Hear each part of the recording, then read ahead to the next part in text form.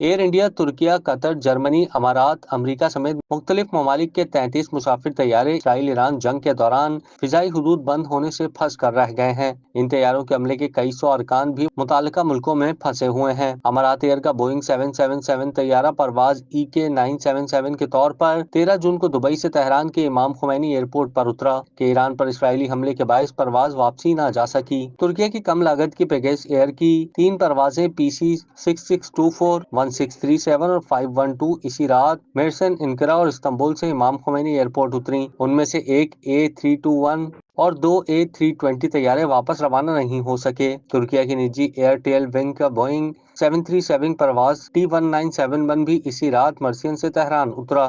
افریقی ملک کوموروس کا MD97 طیارہ پرواز D1 کے طور پر استنبول سے مہرآباد ایئرپورٹ تہران پہنچا، جو واپس نہ جا سکا۔ تبریز ایئرپورٹ پر بھی پیگس ایئر کی PC6646 طیارہ رات کو پہنچی۔ 13 جون کو ہی استنبول سے پیگس ایئر کی پرواز PC524 شیراز اتری، جو واپس نہ جا سکی۔ کیا آپ کاروبار کی تشہیر چاہتے ہیں یا social media plate form manage کرانا چاہتے ہیں؟ تو دیر کیسی، ابھی رابطہ کریں اونلی نیوز کی ٹیم سے۔ ہمارا کانٹیکٹ نمبر آپ کی اسکرین پر ہے۔